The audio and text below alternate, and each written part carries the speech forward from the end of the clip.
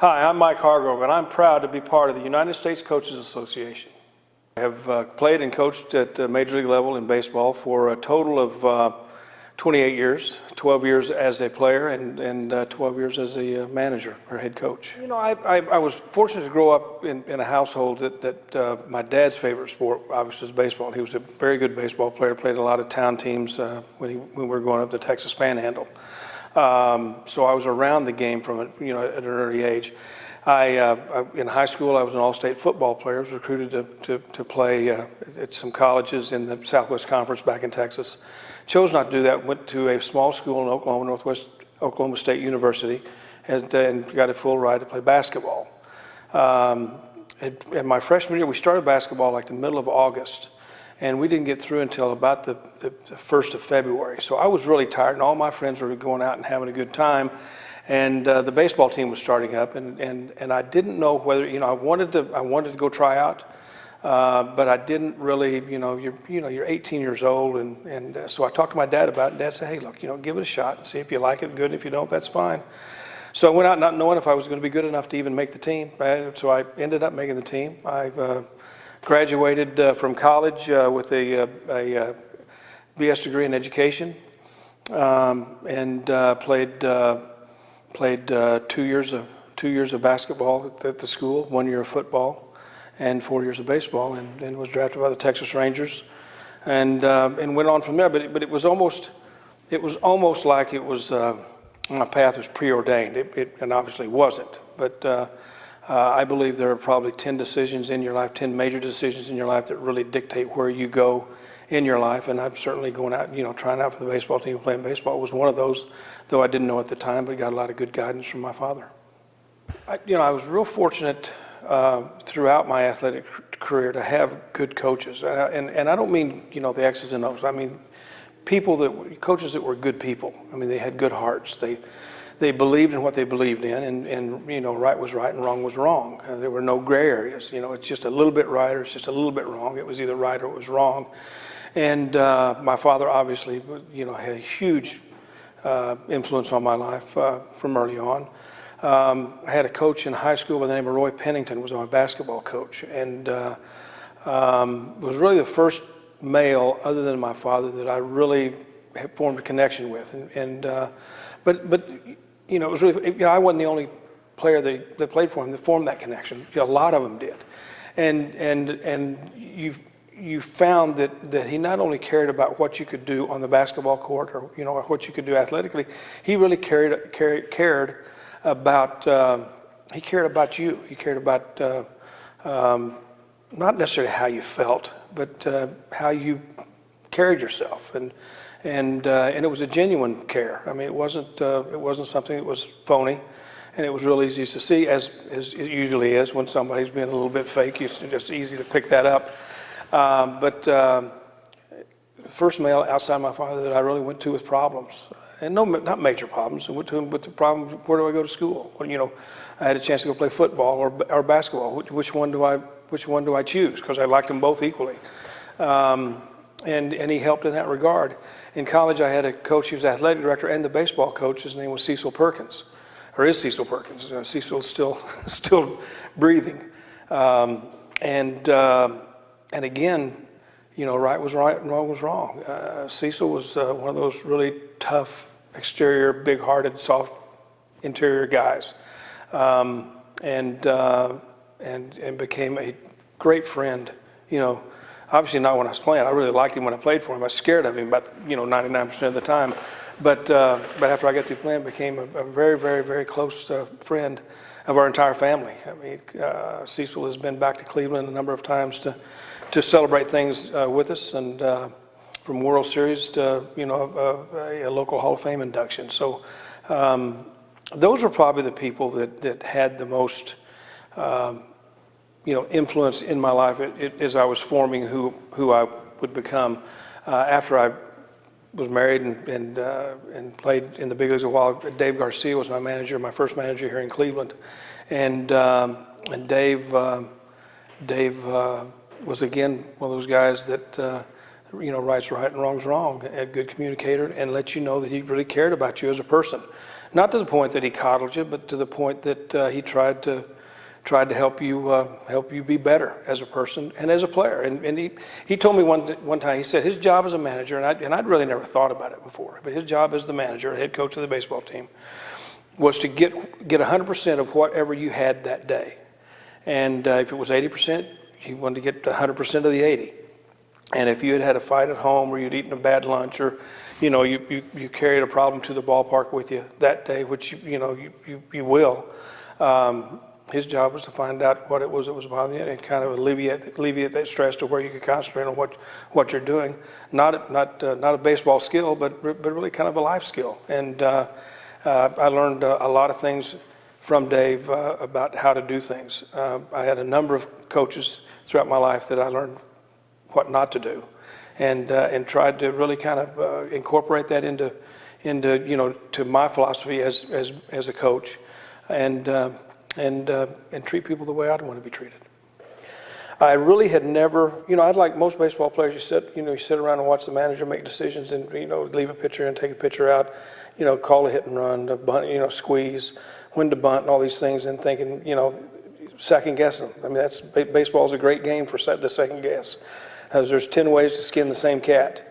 So I was like everybody else. I think, well, I wonder if this would work. I wonder if that would work. And didn't really start doing that until probably the last couple of years of my playing career. I had really never thought about getting into coaching until I had a couple of people in the game, people that I really respected. Dan O'Brien, who was here in Cleveland, also the president and general manager in Texas when I was there. And Hal Keller was a farm director and ended up being a general manager out in Seattle for a while. Both mentioned to me that they thought I should stay in the game and give it a shot. They thought I could, I would be good at it. So that's kind of when I started thinking about it. I played, the only time I was ever a free agent was after the '85 season, and it was the first year of collusion. And so that was not a good time to be a free agent. So I was out of a job. I hit .287 my last year in the big leagues and couldn't find a job the next year. And so I had gone to spring training with the Oakland Athletics. Jackie Moore was a manager. He was a very good friend, and he invited me to camp. And there was no guarantees, there wasn't anything. He just invited me to camp, and either they would sign me, hopefully somebody else would give me a chance to play. They finally told me on around March, I want to say March 18th, 20th, somewhere around there, that I wouldn't, that I wasn't going to make the ball club. And so essentially my playing career was over. I did a real good job for about 10 days of feeling real sorry for myself. I mean, to the point that, I didn't, I'd wake up in the morning, we were in Phoenix, in Mesa, Arizona, and Sharon, my wife Sharon, and the kids were there with me. And I would wake up in the morning, so go sit in my chair, turn the TV on, and not move until it was time to go to bed that night. Didn't go down to the pool with the kids, didn't do anything. So I was doing a real good job of feeling sorry for myself. I had a good friend of mine named Jeff Newman came over and basically told me I was an idiot and that I had a lot going on, and the first thing I knew was to get my fat rear end up out of the chair and let's do something. And so I did. I called Dan O'Brien, who was the general manager at that time with the Indians, and he said, yeah, we've got a job for you, come on down. So I drove down to Tucson, and they offered me a hitting coach job at the rookie level in Batavia, New York, and that's when it all started. I didn't do any formal training. I knew how the game was played by the people that I respected that played it. And being in the game long enough at the college level, and then again at the minor league level and the big league level, you saw the game go from the game at the college level was played pretty good. The game at the minor league level was played a little bit better, and the game at the big league level was played as well as can be played at any time by the people that can play it better than anybody else. So there's a certain way to play the game and respect the game that kind of came to me through osmosis by being around people that I respected. As I said earlier, I learned as much how not to do things from people as I did how to do things. There were certain people that I thought, I don't want to do. that's not the right way to do this. That's not the right way to treat people. Or, and so I learned a whole lot from those people too, people I didn't like. But I also learned a lot from the people that I did respect and did like. And the one thing that really kept coming back to me was the fact there's a right way to do things and a wrong way to do things. And if you compromise one time, it's real easy to compromise the second time. And it's a snowball. It's the old saying, if you give them an inch, they'll take a mile. Well, it's the same way in your coaching philosophy.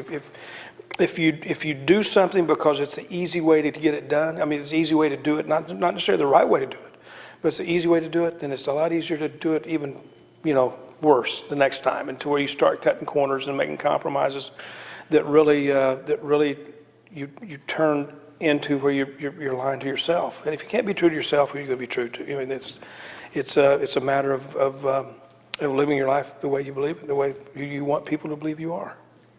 I think probably one of the most defining moments in my life, and I'm going to try real hard not to get emotional, but we had a deal in Cleveland. We had a boating accident, and where we lost two of our pitchers. And anyway, we you end up finding out a lot about yourself, and you find out. It's easy to talk the talk, but walk the walk, and it's God.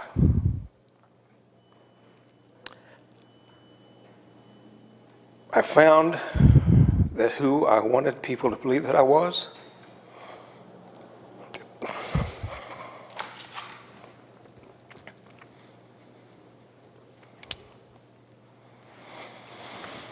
that's who I was. So it was a tough time, obviously. Still a tough time. But it reinforced the things I believe in. And well, I think that it's a real important thing to convey to people that character counts. So I don't think it's wrong to love your kid. I think it's wrong to love them so much that and I don't think you love them too much, but I think it's wrong if you love them so much that you start enabling them to not dot all the I's and cross all the T's. I think that you need to teach your child early in life the value of discipline and the value of sacrifice, and to realize that hard work is the only thing that makes people better. You can pray all you want, and believe me, I believe in God and believe in His powers and His goodness and all that. And you can pray all you want, but you're not going to get better just by praying. You'll get better by praying, but it'll be because God or somebody offers you the opportunity to reach that. It comes through hard work and discipline, and let your kids enjoy the game and let them enjoy the process. So many times, and I found myself guilty of this. So many times, that you I wasn't guilty very often. So many times you want it so bad for your child because you see the rewards down the road, or the potential rewards down the road, that you put so much pressure on them because if he does A or she does A, and B will follow, then C, and things will be really good, that you destroy their joy for the joy of the game. You got to get back to it. It's a football game. It's a tennis game. It's a baseball game. It's a game. I mean, and games are supposed to be enjoyed. When I managed in the big leagues, I told my friend, I was fortunate to have some teams that had a lot of talent, and I told my teams, don't ever forget. Let's go out and have fun. They called it a game for a reason. Now let's figure out the ways we can have fun. By playing well, you have fun. By winning, you have fun. And pay attention to the details. But don't put so much pressure on your children at an early age that you destroy their fun, and they I've got to go play baseball today, or I've got to go play tennis today, or I've got to go hit golf balls today. It should be because they want to and they have fun doing it. It's like taking a cold shower. Every now and then a cold shower is pretty good. It feels pretty good, but it never feels good to have a bucket of cold water dumped on your head. And so, I think that those things have to come along. The discipline part and the hard work has to come along gradually. You can't take a 10-year-old kid out there and say, okay, for 2 hours or 3 hours, we're going to do this, and then just stay on their behind the whole time and expect them to even get better, because they're not going to enjoy it and they're going to go through the motions. I think that with young kids, you have to give them breaks, periodically and fairly often, to allow them to their batteries recharge. Make it a water break or a Coke break or a popsicle break. Something that they can look forward to, and then just and incrementally, increase the duration of the intensity or the duration of the workout, to where when you get, I think honestly, and I think you get 14, 15, 16 years old, probably 15 or 16, then you really start, it really starts becoming, now, this is now it's time to really go at it. Because I think the kids have matured mentally enough, or enough down that line, to where they can start handling the prolonged, I'm not sure intensity is the right word, but the prolonged emphasis maybe on, and this is what we're going to do, and they can, they got their attention span hopefully is a little bit longer. I know my son, when he got to be 16, he paid attention to pretty girls a lot longer than he did when he was 12. So I think that maybe something to those things. But that's I think too many times we think of discipline, we think of hard work, we think of schedules, and we hit our kids way too early with it. I watched the high school, I watched Little League games. I've got a son-in-law that's real involved in the Akron area in Wobble, and watch what he does, him and his dad. And then I watched at the high school and colleges, and for the most part, there are coaches, especially at the lower levels, that understand the game, but they don't teach the game. And they understand certain skills, and they understand, they see it in their mind how it needs to be done, but they don't know how to get it done. I mean, they don't know how to teach it. And I think it'd be fantastic if we could find a way to be able to coach the coaches, to give them, the basic fundamentals of where, how do you grip a baseball bat? There's a certain way that you should grip the baseball bat. You don't have to be just letter perfect, but there's a certain way that where you line your hands up the right way to give your wrists and hands a free path. There's certain fundamentals of fielding ground balls and getting in position to catch fly balls, and there's certain things that are very, very basic that I think that everybody understands that you need to get behind. If you're going to make a throw to the plate, somebody's tagging up. There's a fly ball in the outfielder. You get behind the ball and you run through the ball and catch the ball and throw. Well, everybody understands that fundamental, but how do you teach that? What are the steps? 1, 2, 3, 4. What are the steps? And I don't think that people, I don't think people, especially at the young age where these fundamentals can be started, absolutely know how to teach that. And I see a lot of the things that you can do at the younger level. A lot of the things you can do that are kind of weird. I don't mean perverted. I mean weird way of doing things, and will win ball games for you because the other team, they're not old enough and skilled enough to counteract that. That you end up winning the ball game because you did some trick something that